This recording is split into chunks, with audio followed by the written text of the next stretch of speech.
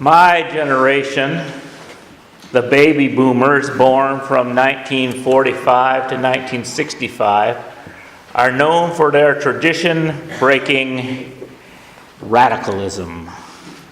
Among the traditions we broke was tattooing.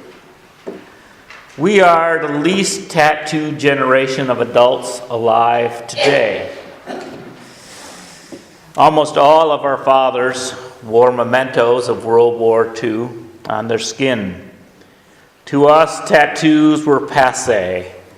Peace-loving hippies painted their bodies with flowers that would easily wash off. The generations following us boomers, Generation X and the millennials, male and female, adorned their bodies with permanent declarations of who they are and what is important. These tattoos are done with careful discernment, more often than on drunken shore leave. People for years have used body markings to signify religious truth and tribal allegiance. It is one of the norms of human history. The tattooed right hand of a Chiribaya mummy is displayed in the El Algarrobo Museum near the port of Ilo in southern Peru. The Chiribaya were farmers who lived from AD 900 to 1350. According to Kate Linneberry in Smithsonian Magazine in 2007, she writes, "Humans have marked their bodies with tattoos for thousands of years. These permanent designs, sometimes plain, sometimes elaborate, always personal, have served as amulets, status symbols, declarations of love, signs of religious belief, adornments, and even forms of punishment." Joanne Fletcher, research fellow in the Department of Archaeology at the University of York in Britain, describes the history of tattoos and their cultural significance from people around the world, from the famous Iceman 5,200 years ago to today's Maori. In terms of tattoos on actual bodies, the earliest known examples were for a long time Egyptians and were present on several female mummies dated around 2000 BC.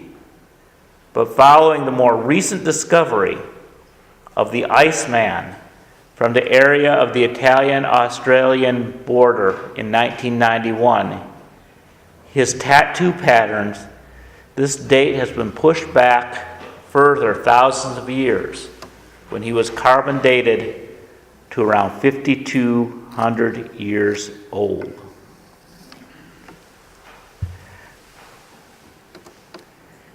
The ancient Hebrews tried to distinguish themselves from their neighbors. They did the ritual cutting of circumcision, but they forbid tattoos. Leviticus 19:28 reads, "Ye shall not make any cuttings in your flesh for the dead, nor print any marks upon you." Something that this homophobic young man did not know when he tattooed Leviticus 18:22 on his arm, which is, "Man shall not lie with male as one does with a woman, it is an abomination." And the internet picture says, "Tattoo of Leviticus 18:22 forbidding homosexuality costs $200.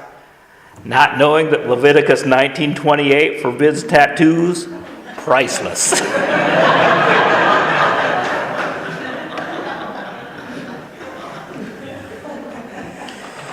For centuries, according to earthhenna.com, Mendi, the art of henna painting on the body, has been practiced in India, Africa, and the Middle East, where the henna plant is believed to bring love and good fortune and protect against evil. It's traditionally practiced for wedding ceremonies, during important rites of passage, and in times of joyous celebration. A paste is made from crushed leaves of the henna plant and is applied to the skin. And when the paste is removed several hours later, these beautiful markings on the skin that fade naturally over 1 to 3 weeks. Tattooing was less common in the Greco-Roman and Christian culture. And when the Roman Empire and the Christian empires went north, when southern Europeans came to current-day Scotland, they remarked upon the Picts, who were fierce warriors who tattooed or painted designs on their bodies. Thus, in European culture, tattoos came to be associated with dangerous people. Tattooing was much more common in South Asia and Polynesia, most famously among the Maori people. According to the Maori.com, ancestry is indicated on each side of the face. The left side was mainly the father's side, and the right the mother's. The women were not fully as tattooed as the men, their upper lips outlined usually in a dark blue, nostrils, and the chin, moko or tattoo, is the most popular in women. According to Maori mythology, tattoo began with a love affair between a young man by the name of Matora and a young princess of the underworld, daughter of Tahuga Tamako by the name of Niwarka. She wanted to explore the world above, where she met Matora. Niwakera fell in love with him, and soon they married. But tattoos or tamoko did not exist in the world above, so he wore designs that he just painted on his body. And one day he mistreated his wife, and she left him, running back to her father. Matora, filled with guilt, began to seek the princess, and he went through all the struggles of crawling through the underworld and many trials. And when he got to her, the paint on his face was messed and dirty, and the people of the underworld who had permanent tattoos laughed at him. And so he asked his father-in-law to teach him the art of tamoko. And his wife eventually forgave him, and they returned to the human world, bringing with them that knowledge. Sir Joseph Banks accompanied Captain Cook on his South Sea voyages, and it's from the people in Tahiti that we actually get the word tattoo. Banks writes, in August 1769, I shall now mention their method of painting their bodies, or tattoo as it is called in their language. This they do by inlaying the color black under their skins in such a manner as to be indelible. Everyone is marked thus in different parts of his body, accordingly, maybe to his humor or different circumstances of his life. Some have ill-designed figures of men, birds, or dogs, but they more generally have this figure Z, either simply, as the women are generally marked with it, on every joint of their fingers and toes and round the outside of their feet. There are different figures of squares, circles, crescents. Both sexes have on their arms and legs. In short, they have an infinite diversity of figures in which they place this mark on some of them. Some of them, we are told, had significations, but we never learned to our satisfaction. Even though they never learned to their satisfaction, the South Seas sailors often returned to England with their own tattoos as proof that they had sailed the seven seas. And here we have a picture of Popeye. I am what I am. And so tattoos associated with sailors especially, and with the rise of the war in the Pacific theater, especially soldiers who were in the Pacific came back home with tattoos. But in Europe, tattoos had an entirely different and horrible meaning. As Jews were rounded up and placed in concentration camps, they were stripped of their names and given a number so they could be efficiently tracked through the system. Tattoos were a symbol of dehumanization. Ironically, as Holocaust survivors are now dying of old age, some of their grandchildren and great-children are getting replica tattoos to commemorate the struggle of their ancestors, making sure they never forget.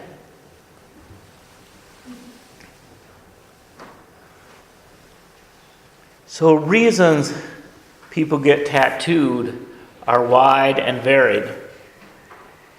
The Harris Poll did a survey of 2,000 adults in 2012, and they reported the following.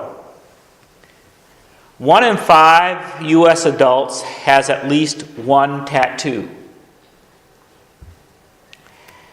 And adults 30 to 39 are the most likely to have a tattoo at 38%.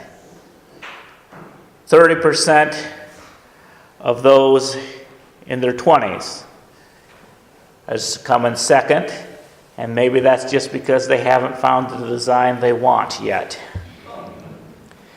27% of those in their 40s have tattoos.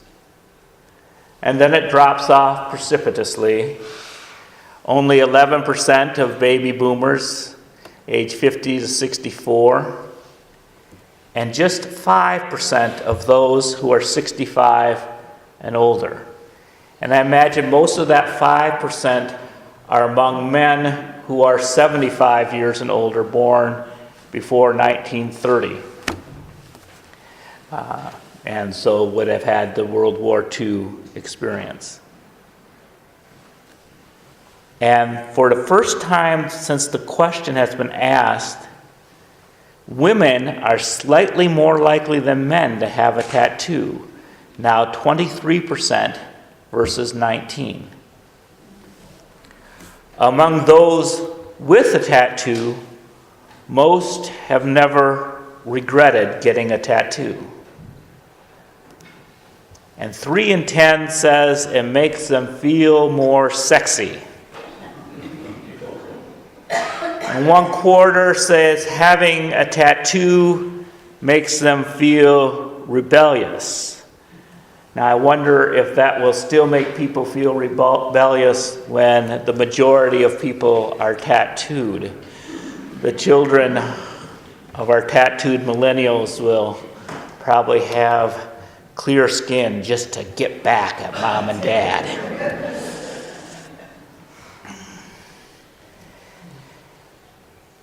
And 21% said both, that it makes them feel attractive or strong.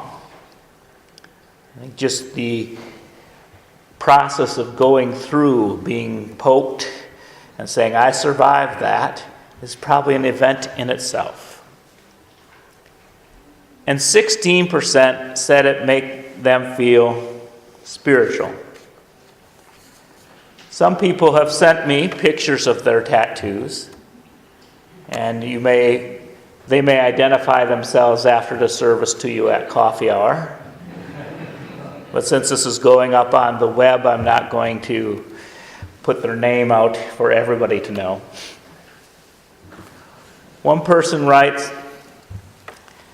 I had wanted a tattoo for a number of years, but had no idea exactly what I wanted.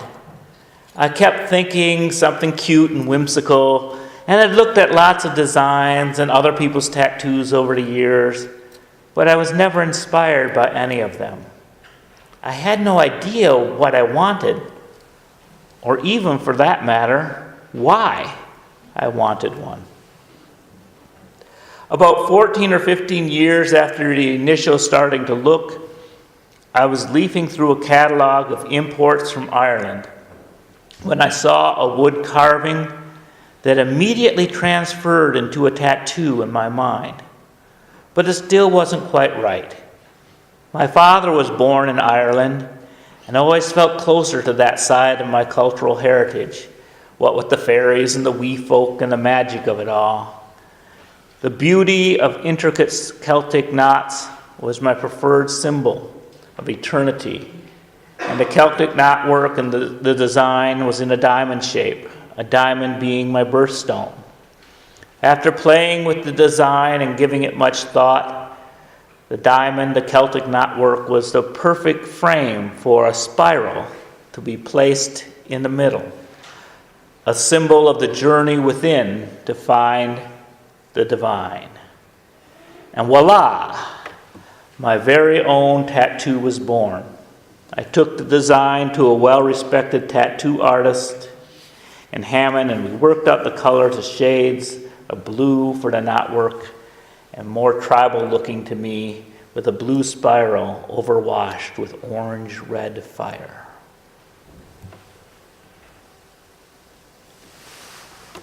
The humanists among you might recognize the humanist symbol. Its owner says it's on the back of my left shoulder, and I got it a few days after my graduation from undergrad. Although I'd been thinking about it for 4 years. I first discovered humanism through a paper I wrote on Kurt Vonnegut in high school, and have identified as a humanist basically ever since. And here's another one. It's in Korean, and I've always wondered when people get tattoos in a foreign language, how much can you actually trust the tattoo artist? But hopefully this person had a trusted source that knew that this word said love, and chose it because they used to do Taekwondo, a Korean martial art, and because they had met their spouse and finally knew what love was. This person also has a second tattoo. Live, laugh, and vote. Sort of a motto. Equally important, all three. This last tattoo that someone sent me is remarkable. It's tree roots around the ankle and 3 trees rising up. And the person says, this tattoo is an image of 3 trees that grow from the same spot just a few yards from my late wife's grave. It represents the 3 children they had together. It came in a dream a few months after she passed away. I had always wanted a tattoo, but never had an image that I wanted to have permanently embedded into my skin. When I woke up from this dream, it was clear to me that the image had found me. And I'd say this person's quite brave for their first tattoo to be something so involved, running from their knee to their ankle. If I was going to get my first tattoo, it might be a little circle in a place where no one showed to see if I could stand the pain.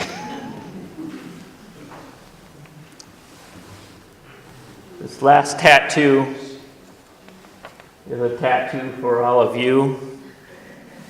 It's a question mark behind a listening ear. I hope this sermon has answered some of your questions about tattoos, but I have barely scratched the surface. And the ink is not yet dry. I turn it over to you to express what you think of tattoos. And if you got one, what would it be? In what ways is it a spiritual experience? In what ways do they reveal heritage and life history? And a question that all of us can answer, whether we are tattooed or not. I guess all of these are. But what do you want your skin to tell the world?